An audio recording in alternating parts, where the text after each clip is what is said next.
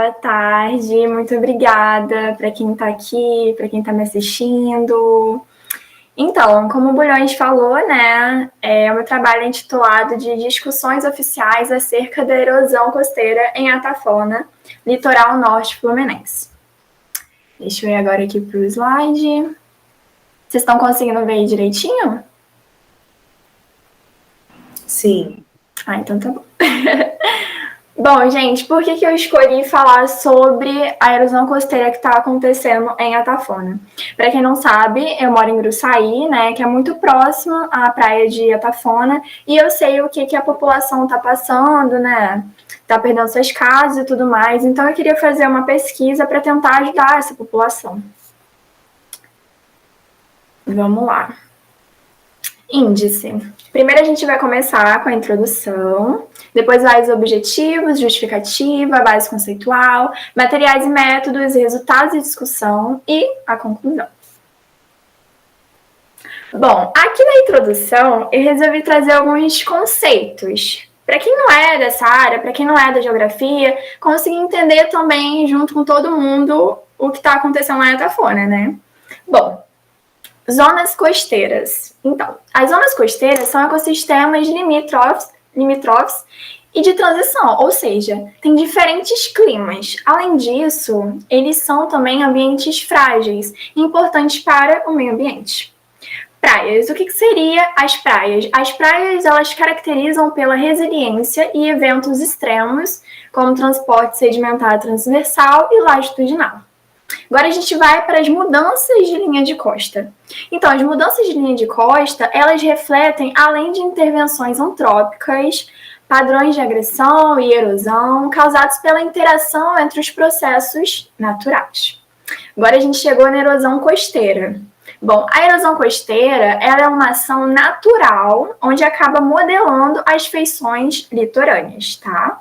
Então, ocorre mais ou menos uns 28% de erosão costeira nas praias arenosas em todo o mundo. Ou seja, querendo ou não, a erosão costeira se tornou uma preocupação global. O que acontece? Ela é causada pelas atividades de mineração de areia, construção de estruturas artificiais na linha da costa e a urbanização das orlas. Bom, já que no Brasil, cerca de 32% das praias arenosas sofre esse tipo de erosão, que é a erosão costeira. Só que o que acontece? A maioria são em praias desocupadas, ou seja, não existe a população. Bom, aqui nós temos a figura, né, que é de uma imagem aérea de Atafona. Deixa eu ver. Ó, tem um círculozinho azul. Vocês estão conseguindo ver o círculo azul em cima do slide? Sim, dá para ver. Dá pra ver. Então, aqui dá pra gente ver uma areia meio molhadinha. Então, ou seja, o mar já estava aqui, né? Recuou um pouquinho antes, né? Da hora que foi tirada essa imagem aqui. Aqui nós temos uma outra linha. Uma linha um pouco mais fraquinha, sabe? Então, é onde o mar já chegou também, mas tem um período maior, tá? Que dá pra gente ver um pouquinho do que tá acontecendo lá em Atafona. Essa foto que foi tirada em 2022, então vocês já conseguem imaginar como que tá no dia atual. Vamos lá. Objetivos. Nós temos dois tipos de objetivos, né? Que é objetivo geral e específico. Bom, como objetivo geral é promover uma caracterização conjuntural do processo erosivo que está acontecendo em Atafona. Já o específico é realizar uma pesquisa documental que identifique os principais estudos e seus resultados acerca da causa da erosão costeira lá em Atafona. Levantar e analisar dados disponíveis em relação às taxas de erosão costeira e contribuir ao protocolo federal visando a concepção de possíveis intervenções de proteção costeira, tá? Justificativa. Bom, a erosão, ela está evoluindo, né? E suas taxas variam de 2 a 8 metros por ano. Ó, aqui nós temos um mapeamento. Eu vou pedir para vocês virarem um pouquinho a cabeça, porque o que acontece? Fui colocar esse mapeamento no slide e na vertical, o que aconteceu? Acabou cortando. Aí eu teria que deixar o mapa cortado em 2 slides. Então, achei melhor deixar ele assim, amplo, na horizontal. Aqui é um mapeamento que eu fiz das taxas de erosão que está acontecendo ali em Atafona, tá?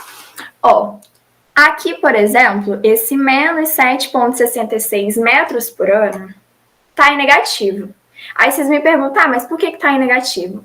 Bom, na geocosteira, o negativo significa erosão, ou seja, a perda de sedimentos. Se tivesse um maisinho ali, significaria o quê? Progradação, ou seja, deposição de sedimentos. Então, menos já dá para vocês saberem que é uma erosão.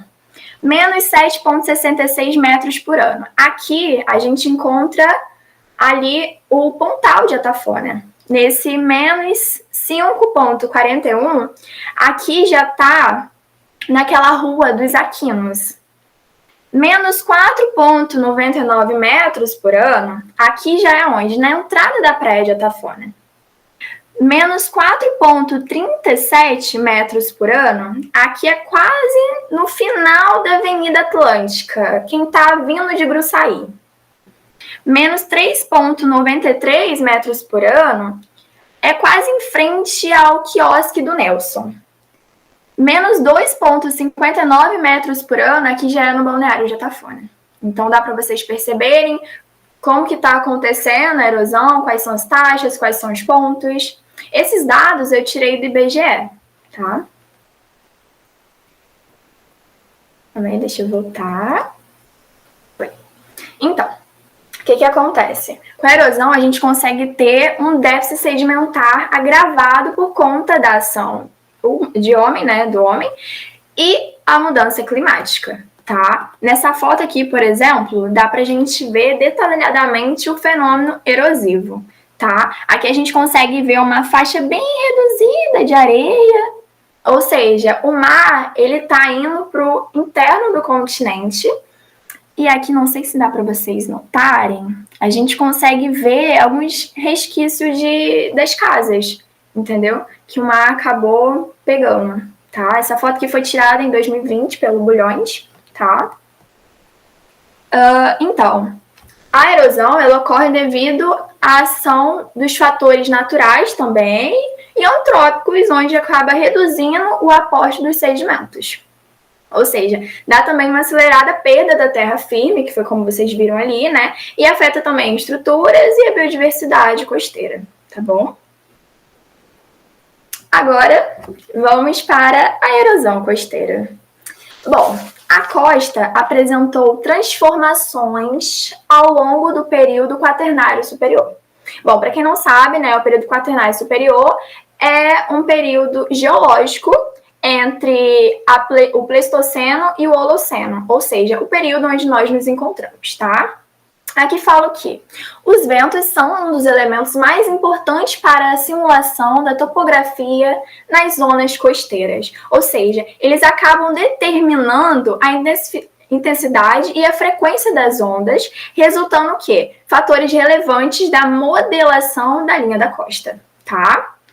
Bom, o movimento de linha de costa sendo conduzida ao interno do continente, que eu falei com vocês, isso é erosão. O termo não pode ser totalmente relacionado à destruição das praias arenosas. Em vista de tal fato, certos autores aconselham chamar de recuo da linha de costa, ao invés de chamar de erosão. Agora nós vamos para os contribuintes. Neles nós temos urbanização da orla, mineração da areia de praia, em planícies costeiras baixas, que é o caso de Atafona, onde acaba se agravando e virando um processo indesejável. De acordo com o Manual de Engenharia Costeira, a erosão é, basicamente, quando a ação de forças naturais acabam retirando os sedimentos, por meio do trabalho de ondas, correntes litorâneas, correntes de marés e deflação. Ou seja, nós temos também, além disso, perdas dos sedimentos offshore, que no caso seria naquela área profunda, e de alongshore, que seria nas áreas adjacentes. Agora nós vamos para as intervenções para a proteção costeira. Como conceito, nós vemos que as obras de defesa de litoral são intervenções estruturais para quê? Para acontecer um certo equilíbrio de acordo com o transporte sólido e para favorecer também a estabilização, prevenção e a diminuição. Bom, nós temos dois tipos de obra. A primeira são as obras naturais e a outra as obras rígidas. Nas obras naturais, nós temos intervenções iniciais, que podem ser relacionadas também com as obras rígidas para proporcionar também linhas naturais de defesa. Nós temos aí o preenchimento artificial praial, né, que é o acúmulo por aterro, recuperação de área artificial ou engordamento de praia, que é o principal tipo de intervenção. Temos também a alimentação da praia e a restauração das dunas.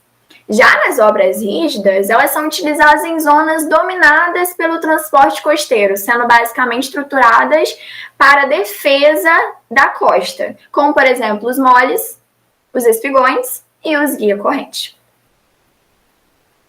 Aí aqui são os tipos de intervenção que a gente vai ver. Tem alimentação artificial, restauração de dunas, obras de abrigo portuário e obras longitudinais aderentes, tá?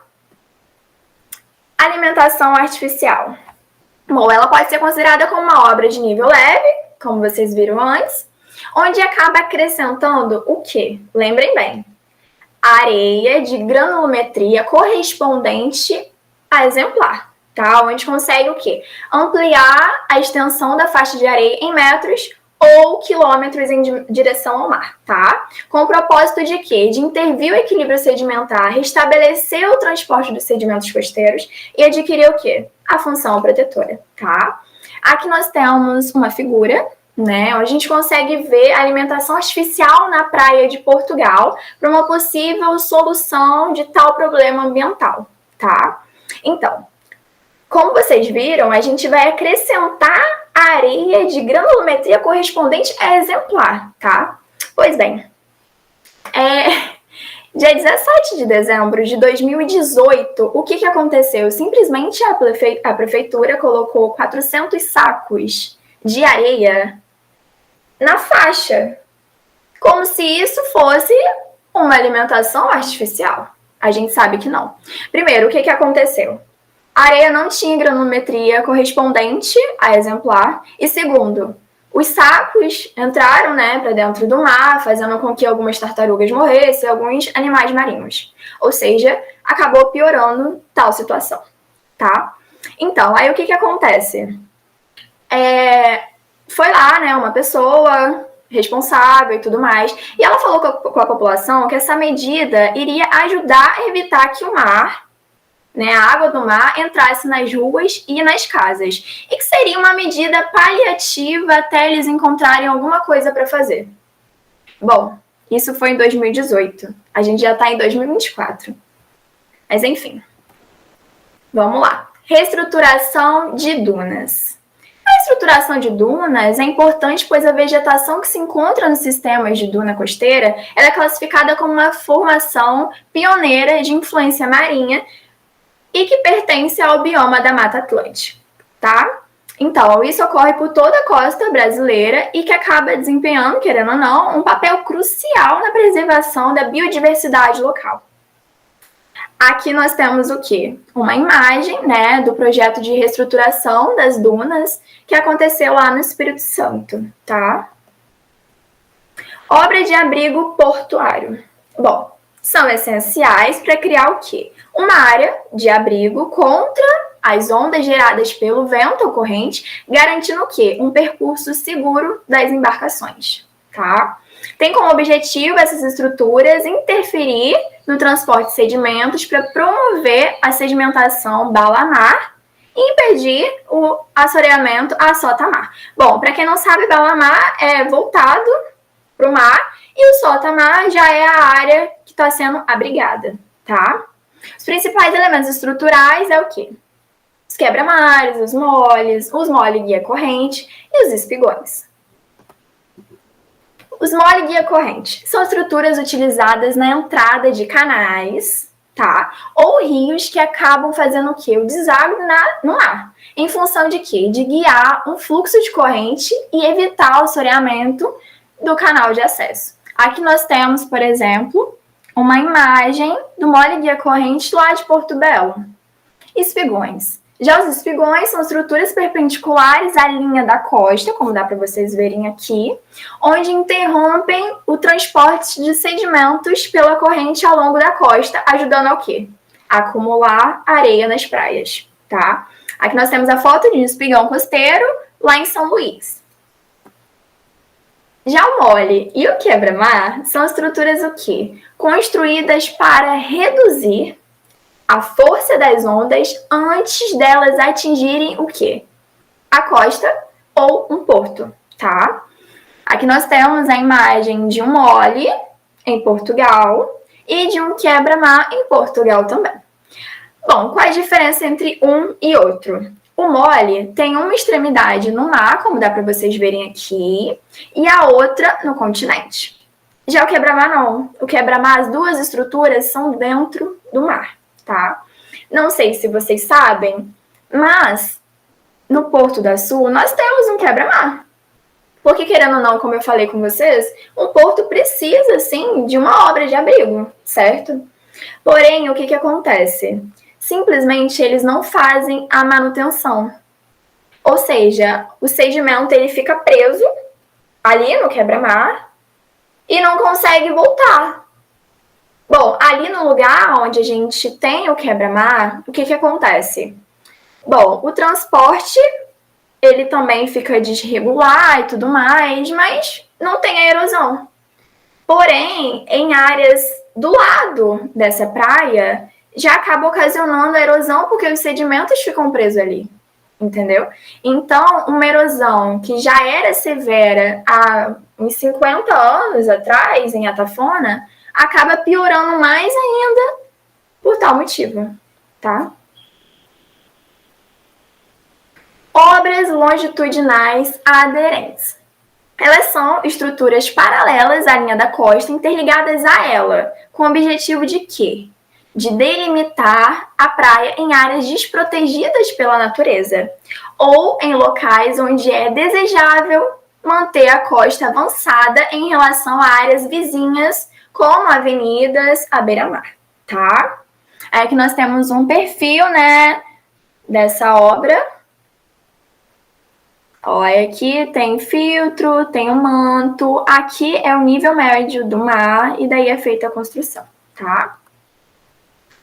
Delimitação da área de estudo. Bom, aqui eu fiz um mapeamento, né, que é um mapa de localização da área de estudo de São João da Barra. Aqui, por exemplo, dá pra gente ver, olha aqui, aqui dá pra gente ver o quê? Que tá no sudeste do país, tá no norte do Rio de Janeiro. Aí aqui já mostra já a cidade de São João da Barra, tá? E aqui mais ou menos a gente encontra a Atafona, tá? Para quem não sabe, a Atafona já tá no nível muito avançado de erosão, é uma das praias que mais é atingida pela erosão, tá? Aqui no Brasil. Bom, o local ele possui um clima tropical úmido, com períodos chuvosos no verão e estação seca no inverno, conforme aponta a costa. Aqui nós temos um outro mapeamento, né? É um mapa de compartimentação do relevo na zona costeira fluminense. Bom, aqui nós temos uma legenda, deixa eu explicar para vocês, tá? Que nós temos a legenda com os relevos, né? De acordo com as localidades e tudo mais. Aqui, ó, dá para vocês verem.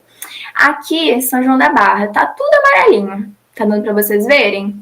Então, aqui, no caso, só temos planície. Lembra que eu falei com vocês que é uma planície costeira baixa? Então, aqui em São João da Barra é só planície. Nos outros dá pra gente ver que tá meio dividido, tem depressão e tudo mais, mas aqui em São João da Barra é só planície mesmo, tá?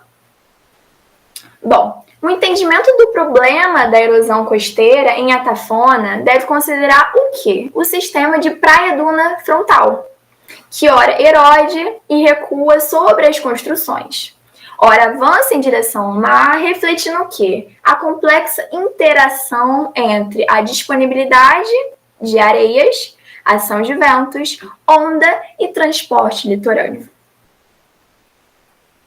agora chegou uma parte principal, que é a parte mais assim, importante da minha pesquisa, tá?